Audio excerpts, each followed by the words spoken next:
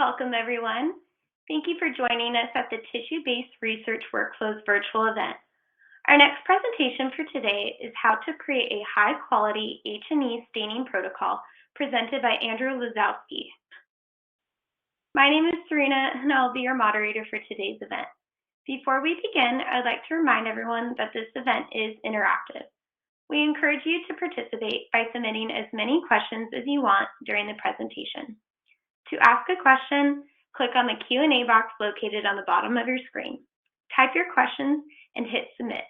The speaker will answer your questions following the presentation. If you're having trouble seeing or hearing the presentation, please click on the Q&A box to let us know you're experiencing a problem. Please join me by welcoming Andrew. For complete biography on our speaker, visit the Biography tab on the left. Andrew, over to you. Good morning, good afternoon, everyone. Thank you very much for joining. My name is Andrew Lisowski. I'm the Technical Application Manager at Leica Biosystems. And today I would like to present a webinar on how why quality matters. We'll talk about optimizing H&E efficiency, and I'll show you how to create a high-quality protocol that will be bulletproof. So let's talk about the objectives. So as I said, we will talk about H&E, of course. We'll talk about routine staining and what really does it mean. We'll talk about the routine workflow, the steps involved in that workflow, all the steps leading to H&E staining, and that is grossing, fixation, and decalcification, processing, microtomy. All those steps might and will affect staining. We'll talk about the staining procedures step by step. I'll talk about the different staining methods, and at the end, I'll show you some good examples of the staining protocols. And of course, we'll close up with a good one-slide summary. So let's talk about routine staining. We keep hearing this term routine staining or H&E. So routine staining means something that is relatively fast and relatively inexpensive. That is called routine staining. But before I even say that routine staining, we need to say that why do we need to stain in the first place? So we stain the tissue because the unstained tissue, as we all know, is transparent. You can't really make up any features of the cellular features. We need to give it a coloration. Expensive. It's number one method around the world. So I would say 90% of the slides would go through that method. And of course, there's something called advanced staining. So the advanced staining, and we all know this is immunohistochemistry or in situ hybridization, those special stains or special stainings are ordered when the routine staining will not answer all the questions or when the pathologist is in doubt and he would ask you to do something special. So today, though, we'll only talk and we'll concentrate on the routine staining.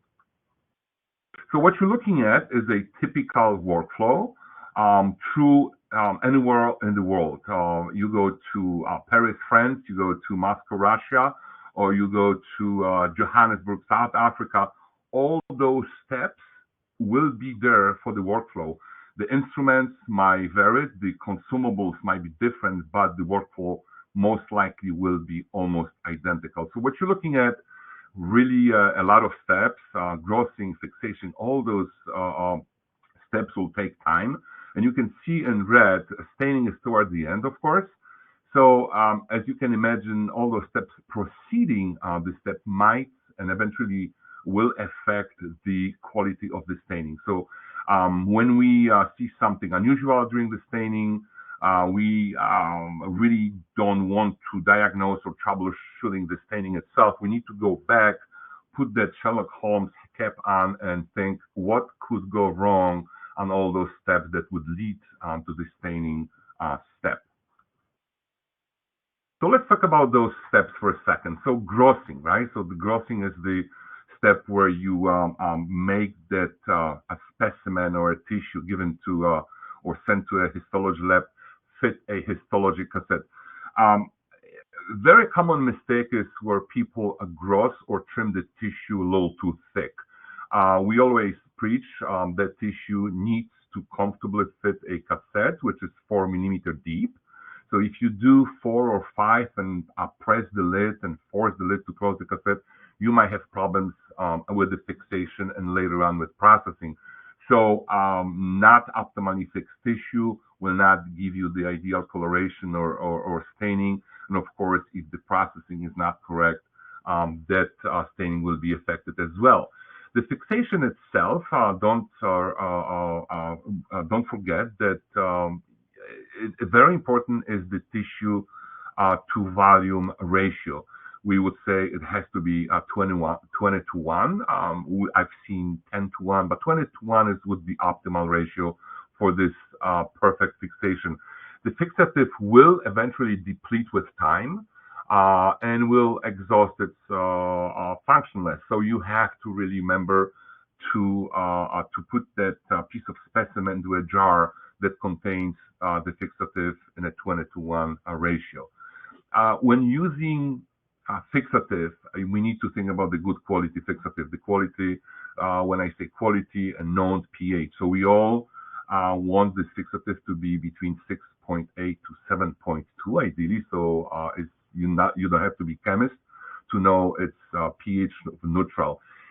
Once the formalin pH, whether you make a mistake because you make it yourself or you purchase this from some suspicious source, it's really not a good quality, that pH goes down toward the acidic, so it might reach 5 or 6.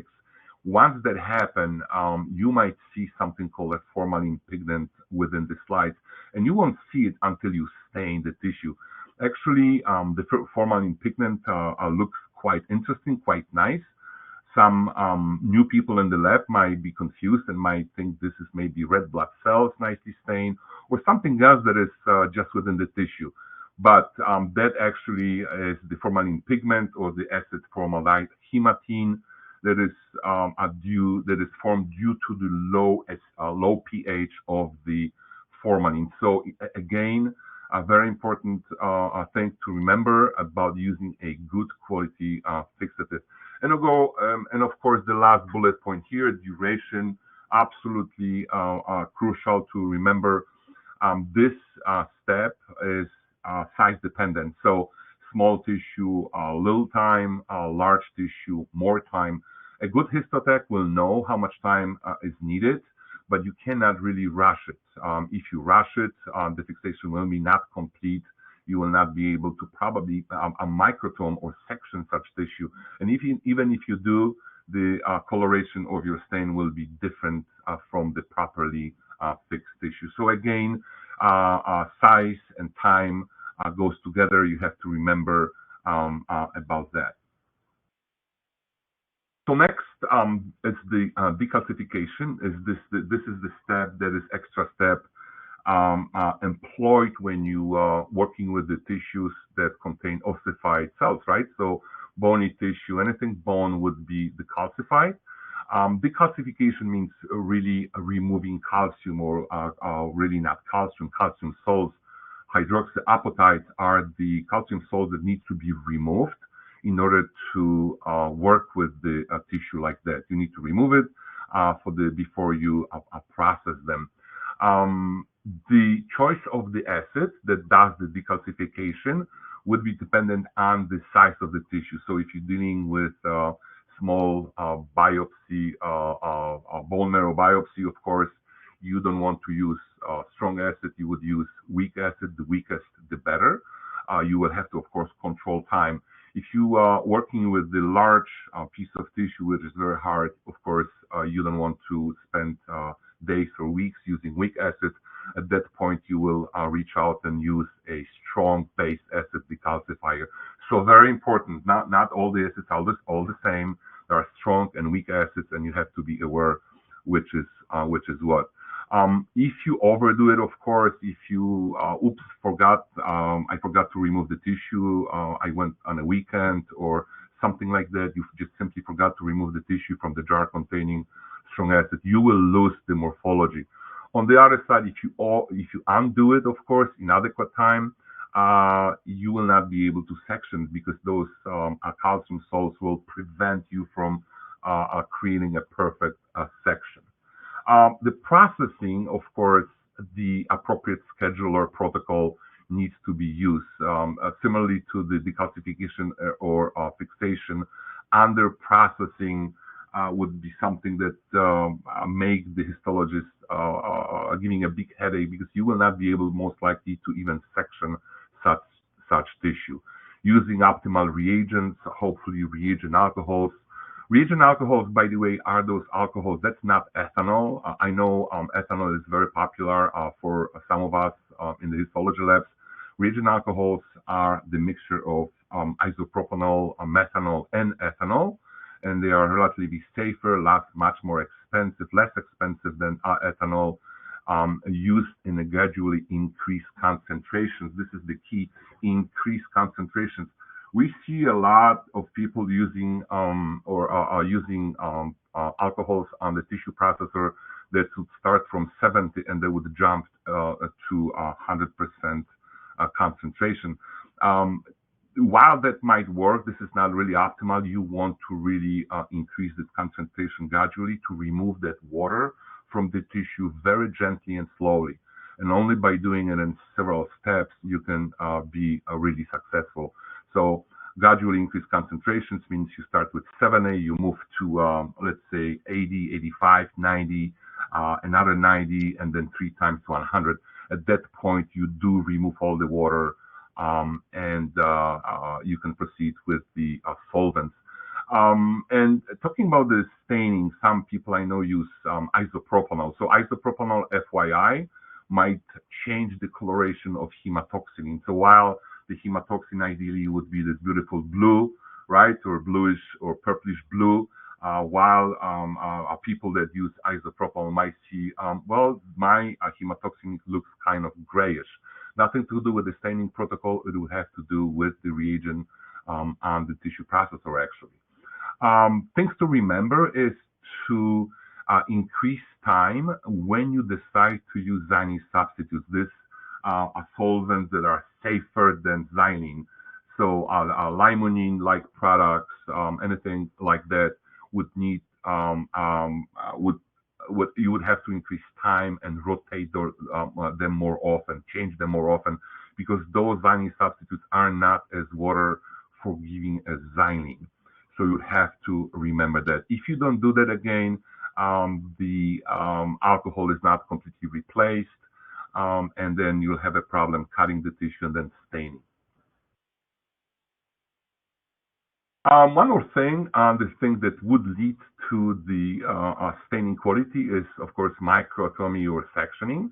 A common mistake is people will tell us, "Hey, Andrew, we have different results. Pathologist is complaining one sections are darker, the other sections are lighter."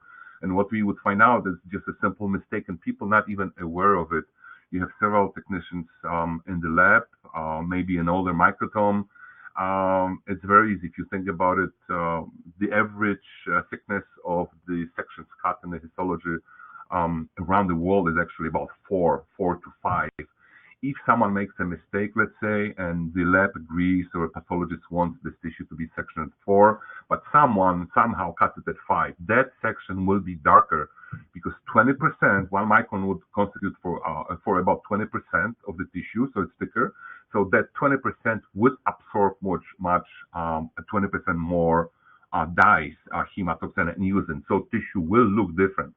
So first thing is to really check the settings on the microtomes, and of course maybe do the preventive maintenance if this is an older microtome and it's really and the microtome is not keeping the preset thickness. Using the slides is a big one. People would use, of course, so there are 2 types of slides, right? In general, slides, what we would call premium slides, economy slides. Economy slides are not coated with anything. Premium slides would be coated with something. So premium slides, in my mind, would be a slide coated with polymers. You can create coated slides in your own lab using a variety of different proteins. And if you've been around on the block for a while, you know people can use albumin or a gelatin, which is a hydrolyzed collagen. Some people with casein. Anyway, those proteins are okay, they would hold the tissue, because that's the goal, right? To hold the tissue, to protect the tissue. While the proteins will hold the tissue, they will always create a background.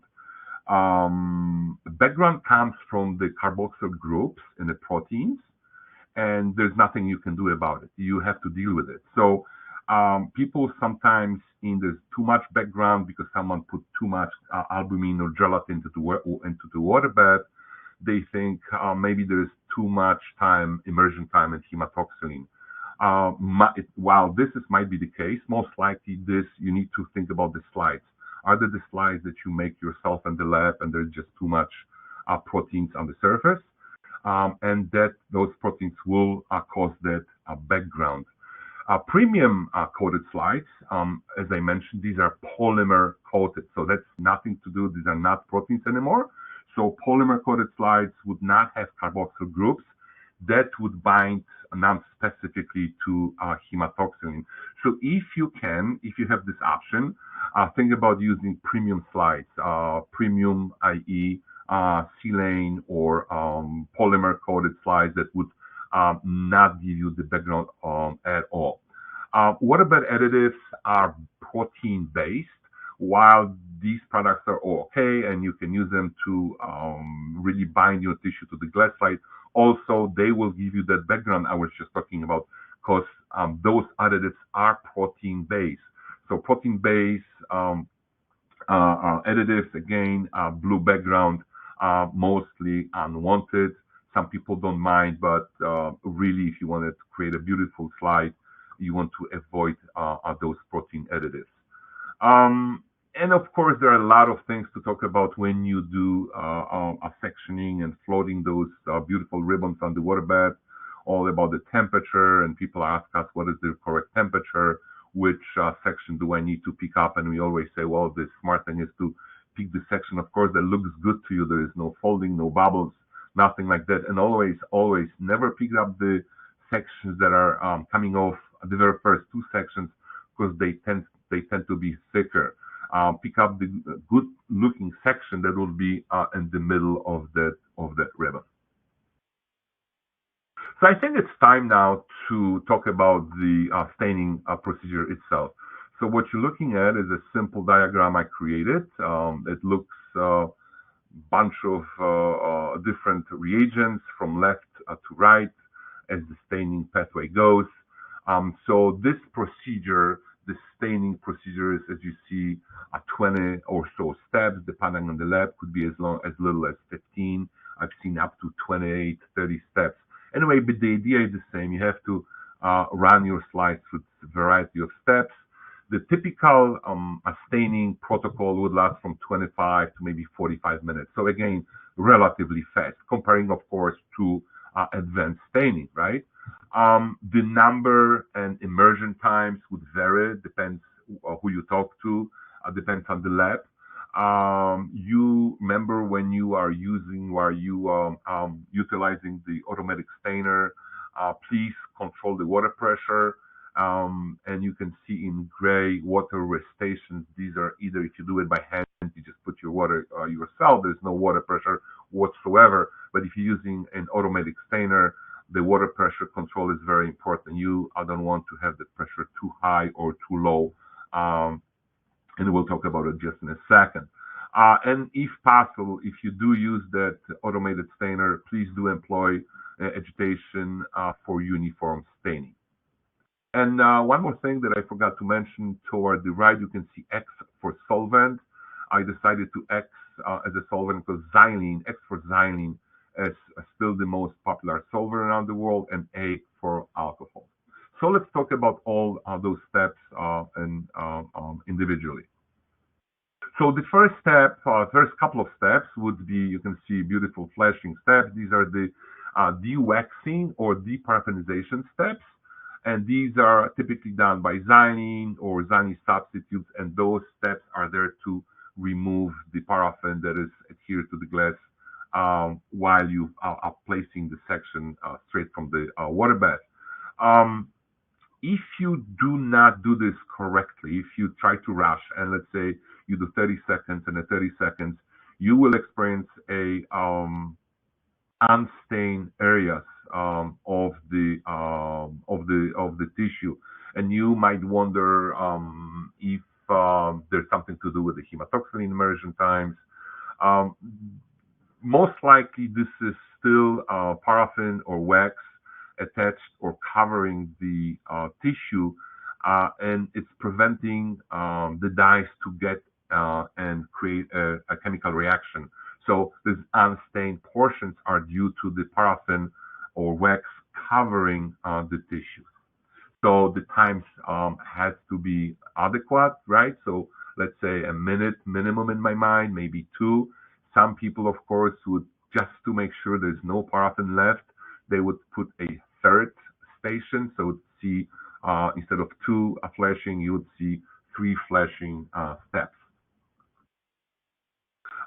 Next, you will see something called hydration steps, so three steps. These are the A for alcohol, and this is where you introduce your slides to alcohol.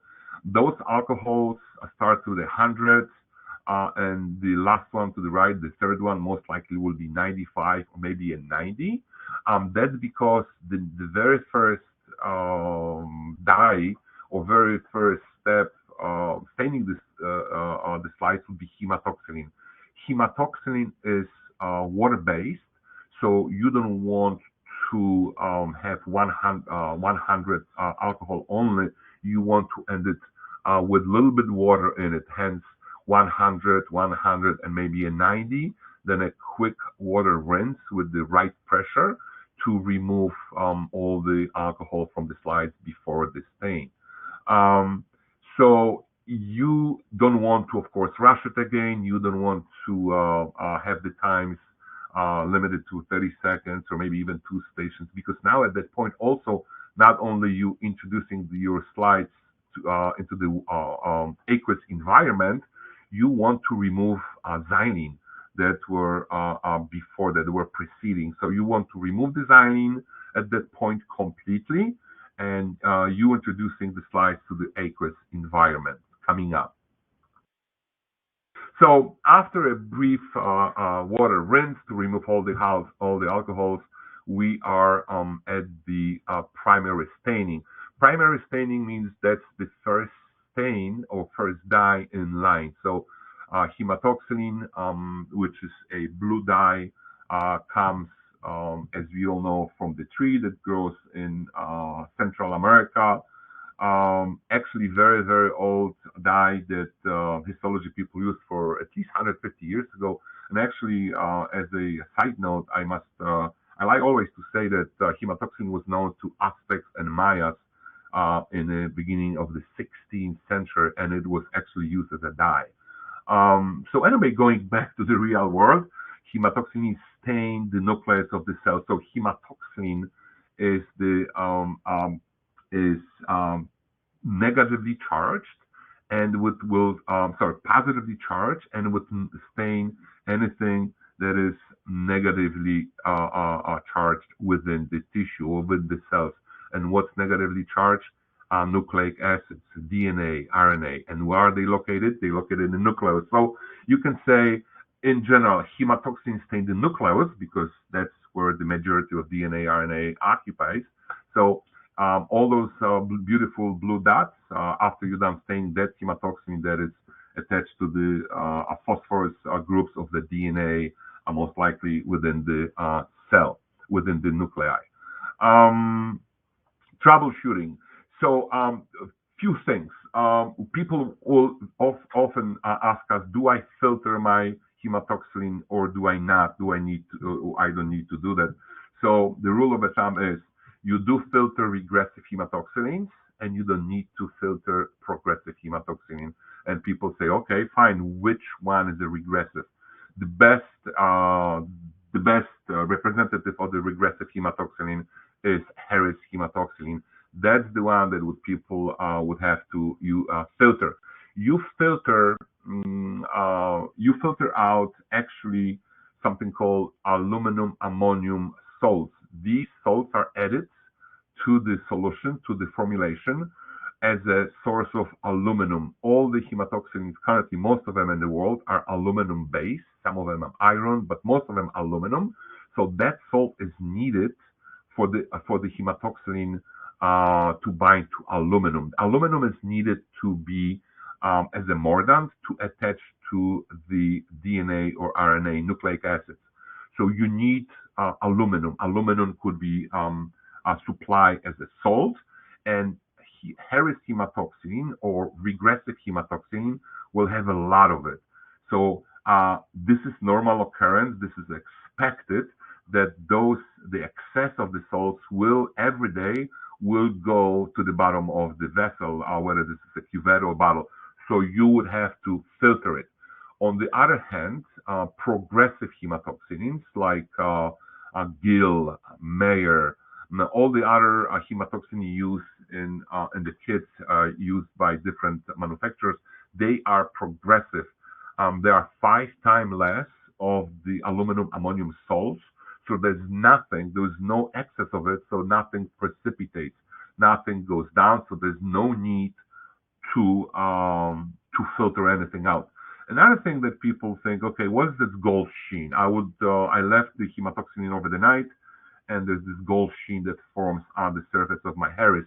This is the effect of oxidation of hematoxylin to hematine. And that's only true for Harris or regressive hematoxylin. You need to, of course, remove it. People would use a piece of gauze, piece of paper, a tissue. You have to quickly skim it from the top. Just remove it from the top. Takes literally a few seconds. Now, with the progressive hematoxylins, you don't need to do that because what all the manufacturers are doing, they're adding polyethylene glycol, which is antifreeze. It's all close to the antifreeze, almost the same formula. It goes to the top because it's lighter than everything in that formulation, and it protects the hematoxylin from being oxidized. So progressive hematoxylin can really oxidize or utilize the oxygen from the air, and so there's no effect, there's nothing that sits on the top of the hematoxylin. If you see something like that in a progressive hematoxylin, that means something went wrong with the manufacturing.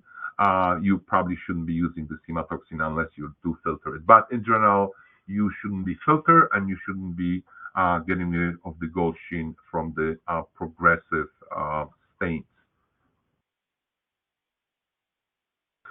Okay, so the next step would be, of course, after a quick water rinse to remove the excess of hematoxylin. This is a pivotal step in my mind, a differentiator. People would use either strong or weak acid.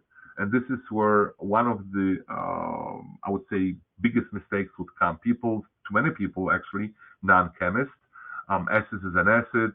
They run out of the acid. They would just grab an acid from the shelf and from the cabinet. So you have to know if you're using regressive acid, regressive hematoxylins, I meant, of course. When you use Harris hematoxylin is very, very powerful, right? You filter it, you stain it for a few minutes. People do 5-7 minutes. It tends to be very dark, right? You need a very strong acid here at that step, differentiation. You need to differentiate the formalin. Formalin. Why did I say formalin? Hematoxylin, of course. You need to remove all the excess of this hematoxylin. For that, you need always strong acid. Most likely would be hydrochloric acid, about 10 or 14% dissolved in water. So for regressive hematoxylins, you need strong acid. Now, if you're using progressive hematoxylin, progressive stain, you don't use strong acid. You use the weakest possible acid you have in the lab. Most likely would be maleic acid, tartaric acid, acetic acid, anything very, very, very weak. Because you don't remove the excess of hematoxylin, you only removing non-specific staining from already stained large proteins that would non-specifically stain. Also, remember when I was talking about the slides that people would code their own slides with the proteins, and those proteins will give you this background. because they do have those carboxylic groups that love hematoxylin. So at that step, if you use such slides, you can use weak acid to clean the background, to cut off that bond between carboxylic group and a hematoxylin, so you can beautify the slide. The times are usually 30 seconds, maximum minute and a half. You don't need much longer. So weak acid for the progressive stain. Now, troubleshooting, and you can imagine people would switch. They would use hematoxylin, let's say Mayer hematoxylin or Gill, or something that is proprietary for Leica or any other competitors that we have out there. These hematoxylin that are part of a kit, they are progressive stains. If you use a strong acid, of course, because you made a mistake, hydrofluoric based acid or differentiator, you will remove most likely all of the hematoxylin or most of it, and the staining will look very pale, very weak. People would call you or call us and say, hey, there's something wrong with your hematoxylin, and because obviously people will blame hematoxylin or maybe timing. There's wrong, the protocol is wrong. Well, we have to put your Sherlock Holmes cap on, ask, investigate, ask people, and then once we learn they use wrong acid, everything's clear. Acid was too strong, and simply remove all the hematoxylin staining. So very important to know which hematoxylin you use, which type of a hematoxylin it is, in order to use the right differentiator. All right. So I only mentioned it briefly. So again, and this is important, right? This is to know which hematoxylin you use, and once you know which hematoxylin it is, then it will tell you which acid to use. So again, to reemphasize my last 2 minutes about the hematoxylins, regressive hematoxylin, strong acid. Once this is strong acid, this is you don't need much time, and you can see my stopwatch, seconds. People have that for 1 dip, 3 dips, 5, 10 seconds at the most. Don't forget, it's a very strong acid. Strong acid, it removes excess of hematoxylin, and it brings it to what it needs to look like. So this is a regressive method. Now, the other type, of course, it's a progressive hematoxylin, and here you use weak acid, and there's a lot of different weak acids you can use out there. The time, and you can see I'm here on my stopwatch a little longer, so it's no longer 3 seconds, most likely be, let's say, a minute. So this is something very important for you to remember. This is one of the biggest mistakes people will do. They would simply not know simply which type of the hematoxylin they use, and they would use, or they do, but they still use the wrong acid. All right, so we do have your hematoxylin. We use the correct acid. We rinse the acid, and we are into the next step called bluing. So bluing step is simply converting beautiful purple hematoxylin into a beautiful blue hematoxylin. And you might say, wait a second, didn't you say hematoxylin is blue? Well, if you'd make an experiment and stop your staining, just to see how the tissue looks, how the cell looks at the hematoxylin stage or step, it's actually purple because hematoxylin is purple. We don't want to have hematoxylin purple. We want to have it blue. And you might say, what's wrong with purple? Well, purple would be too close to the second dye, which is coming up to the right, eosin. Eosin gives you different shades of red.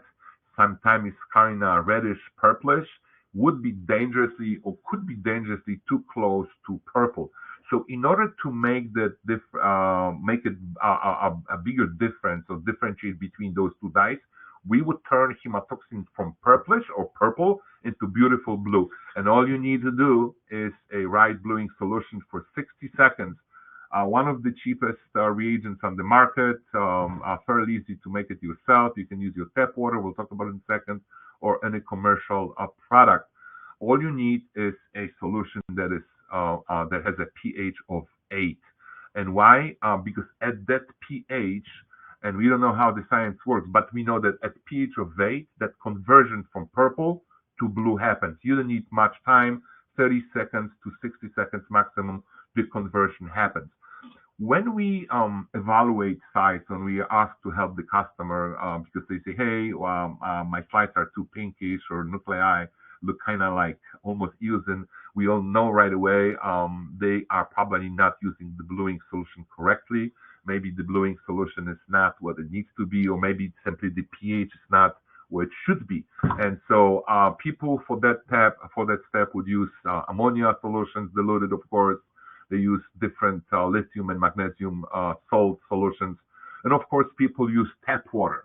Tap water is good, right? Because tap water is slightly alkaline. So it tends to be toward 8. So it's 7.6, maybe 7.8. However, tap water the pH might change. Depends on the village, a town. Imagine a tap water in Chicago. One day, Chicago officials will add maybe chlorine to kill the bacteria, and that pH goes down to 7 or less. Or if you live in a small town, village, officials, engineers at the village decide they need to add something else to the water solution, even if it's temporary, that would affect your staining if your stainer is connected to the tap water source. And people keep forgetting about it. Hey, I have a weak staining today, and we've seen that more than once.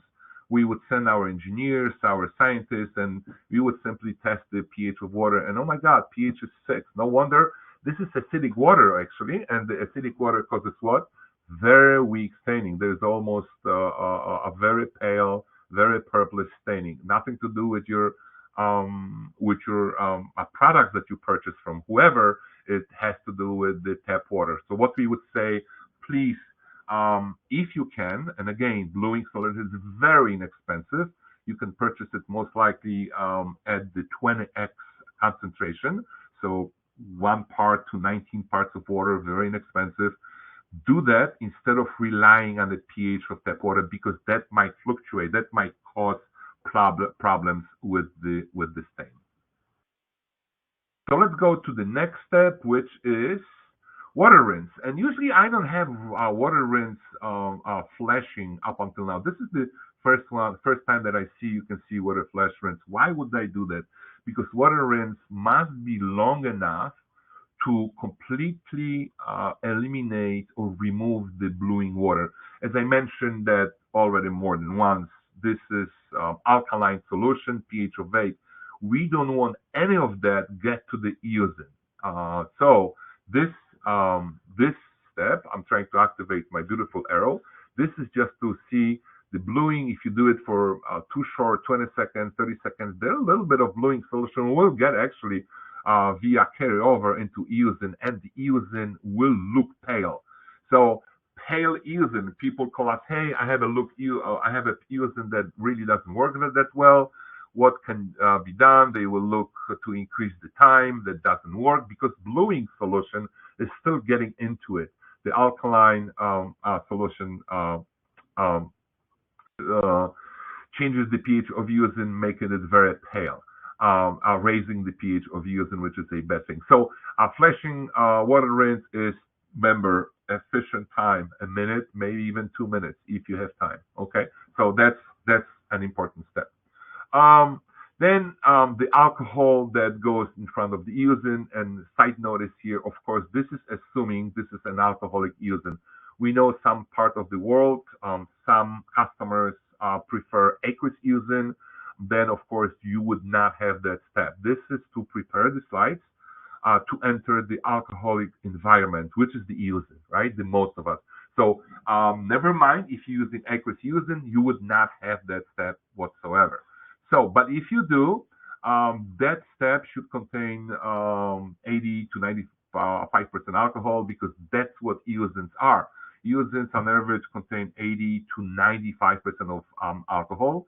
And so this is how you want to prepare your slides to enter this step with the eosin. So if for some reason eosin, you're purchasing eosin that is, let's say, 75% alcohol, then what you do, you try to match that concentration and that alcohol step should contain the same amount of alcohol as eosin. But on average, again, around the world, that eosin content, if you talking about the alcoholic eosin, is about 90 to 95. All right, so we almost done. We staying with eosin. We are in eosin actually.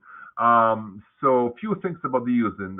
Synthetic dye, nothing interesting like hematoxylin that I love to talk about it. I wish I could go back to hematoxylin again and talk about the tree that grows in Mexico and Yucatan Peninsula. Eosin, unfortunately, synthetic dye created about 100 years ago by the German scientists. It does produce beautiful three colors. So a well formulated and done eosin will give you three different colors, right? So that's very important. Now, the eosin staining might or troubles with the eosin might come from several different things, right? The immersion times, of course, the poor eosin or some suspicious source that not give you three colors but only two, right? The bluing solution not being washed out completely, and it's getting into eosin, changing the pH, raising the pH. Eosin will not last as long as other solutions. It exhausts a little faster, maybe, unless you really monitor the cleanliness of it, the quality of it. So pH should be monitored. Check the pH of your starting points of if your eosin is, let's say, 4.3, make sure that it stays at 4.3 as long as possible, right? So carry over the alkaline tap water will cause that eosin to pH to rise, and at that point you have to replace the eosin. Removing eosin, dehydration. So you dehydrate, you remove now the water from the tissue sections, and of course you have two or maybe three alcohols, depends how much time do you have. Those that eosin. Now you can really play with that very step, and people don't know that very well, and they would say, hey, I'm trying to make this eosin a little lighter or a little darker. I have problems. It's very tricky actually with eosin, right? Because there's so many different things that can happen to it. You can actually play with that step, this very first alcohol, to play with the intensity of the eosin. If you use 100% alcohol here, you will retain the same intensity and coloration as the original eosin. Now, if you want to differentiate it a little bit, and some people call that step not dehydration but differentiating eosin, you would use 95 or even 90% of alcohol. Why? Eosin as a chemical has high affinity to water. It prefers water over alcohol. So if you move the slides from already stained slides from eosin to alcohol, that contains, let's say, 5 or 10% of water, that eosin will immediately move from already stained tissues to water, making it lighter. So you can really play with the concentration of alcohol and also with time. So if I put, again, 100% alcohol here, I will retain the coloration and intensity eosin as it was. Now, if I use 95 or 90, I can make it lighter. So people can play with the eosin intensity. Let's see if I mentioned everything that I wanted. Yes, so let's close it with the last step, which is, I believe, xylene, clearing. So clearing, this is where you want to remove, of course, all the alcohols from the tissue sections. You would use, of course, a solvent. Again, if you're using solvent substitutes like xylene substitutes, the limonene products, anything like that, you have to increase the time by about 50% or so, and most likely you will be replacing or rotating them more often, as again, they're not as water forgiving as xylene is. And I already mentioned it, immersion times. You can see only 2 steps in many different labs just to make sure you remove all the alcohol and maybe water in the alcohol that is carried over from eosin completely removed, you would use 3 clearing stations. Couple of examples. This is almost done, folks. This is the staining regressive example of the regressive protocols. Here you can see regressive hematoxylin highlighted in yellow. If that would be Harris, most likely it would be 5 minutes, and this is where you would use strong differentiator. And again, not much time needed for that. Seconds, literally 3, maybe 5, 10 seconds, few dips. This is all you need. On the other hand, if you want to look at the progressive hematoxylin, protocol, same thing. Progressive hematoxylin would be precise time because you will not be removing anything. So let's say 3 minutes or 2 minutes, 45 seconds, and then weak differentiator, which would be based on a weak acid. So these are examples of the good staining protocols. You can see step number 1 and 2, and the last 2 steps are on the 2. But if you're not making 1 million slides a day, and you do have time, I really recommend to extend those first and last steps. Add another step to make sure you have this beautiful staining. You don't have any wax or paraffin left over on the slide, and you clear all the alcohols when you are done. So let's summarize it. So I did what I could in the last maybe 40 minutes. It's just a topic we could basically talk about for a day. But very quickly, so dewaxing is the paraffin removal from the sections. That's here to the glass slide. So this is where xylene and xylene substitutes are brought in. Hydration is the removal of that solvent and introducing to the aqueous environment. That's why the hydration last step would be maybe a 90 or 90% alcohol. The hematoxylin stains, hematoxylin positively stained, positively charged, would bind to negatively charged molecules, which are nucleic acids. Hence, you see those on the right, beautiful nuclei stained blue. Differentiating step is where you use acid. Don't forget, then you need to know which hematoxylin you're using. If it's a regressive, you need a strong acid. If you use progressive hematoxylin, you would use very weak acid. The weaker, the better. Bluing step, not much science to it. You would convert purple hematoxylin into beautiful blue, and this is done to avoid confusion or avoid hematoxylin being too close to eosin in terms of coloration. And a side note, please do, if you can, avoid tap water, as this is unpredictable. That tap water can change one day. You don't even know. Of course, the city will not notify you they do this, and you will blame, of course, someone that the staining looks not what it should be. Eosin staining, eosin negatively charged would bind to positively charged proteins in the cytoplasm, and a good eosin would give you 3 different colors, 3 different hues of red. And dehydration, you remove the water from the previous steps to, or maybe if you're using alcohol that is 95%, to play with the intensity of eosin. And a clearing last step is to remove everything and prepare the slides to enter the environment of the mounting media.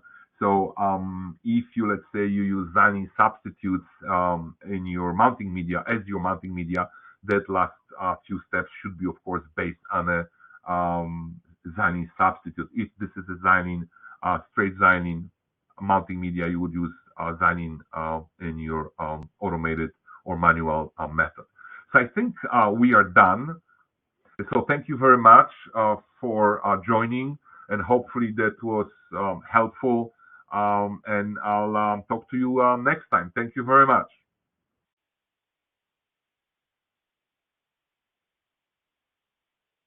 Well, thank you so much, Andrew, for that informative presentation. Just a quick reminder to our audience on how to submit questions. Simply type them into the Q&A box and click the send button. We will answer as many questions as we have time for.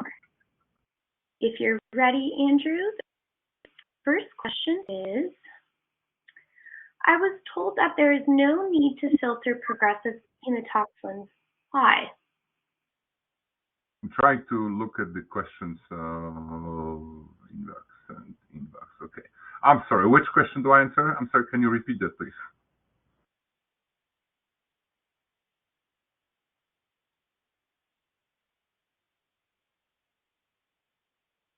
Can you hear me?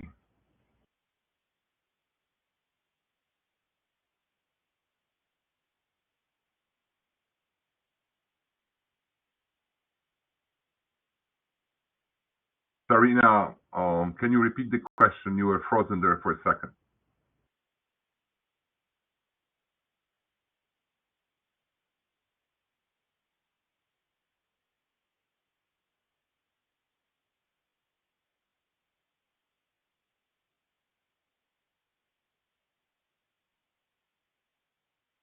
I see a question. Okay, so we lost Sarina for a second. Can you hear me? Okay, so I have questions in the queue, so I can address those. I can see a question. My eosin is very pale despite increased immersion times. What is causing that? So there might be two things that can cause pale or uneven staining on the eosin. So first, that comes to my mind is the not enough washes after the bluing step. So bluing step is, as we all know, pH of 8, so it's an alkaline solution. If any of that solution gets into the eosin, which is only 2 steps away, no matter what you do, you will have the pale. Not enough wash, so maybe increase the wash to 2 minutes to block all the carryover of the alkaline solution to eosin.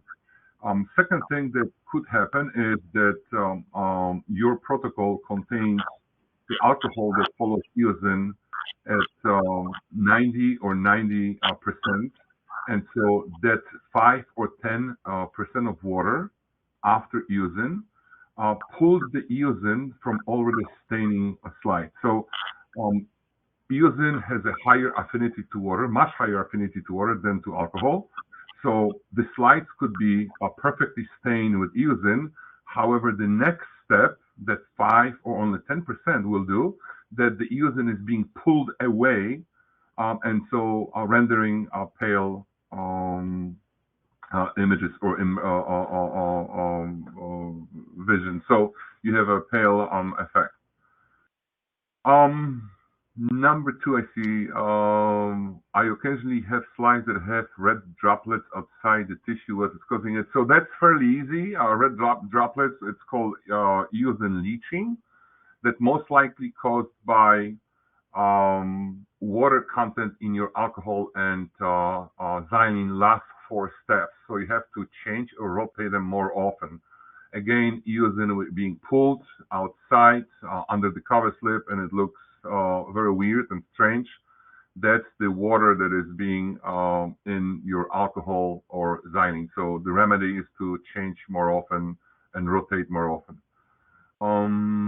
What does progressive staining with regressive element mean? So progressive hematoxylins could be used in two different ways. You can employ them in a progressive stain, which means you choose the immersion time to the point that you like. So it could be 3 minutes and 15 seconds or 2 minutes and 12 seconds, whatever it is. You follow with the bluing, and then you just continue with your protocol. There's no differentiating step. There's no nothing like that. Now, with the regressive element is the acid, is the differentiator, right? It will be with the progressive hematoxylins, would be a very weak organic acid. The weaker, the better. Acetic acid, maleic acid, something like that, something very weak. So progressive stain with the regressive element is the addition of very weak acid, not to remove hematoxylin from already stained nuclei, but to remove that a non-specific staining of the hematoxylin, let's say, to mucins or large proteins. So you're basically beautifying or making your slides cleaner, better. So that's what it means. I was told that there is no need to filter progressive hematoxylins. Why? Yes, of course.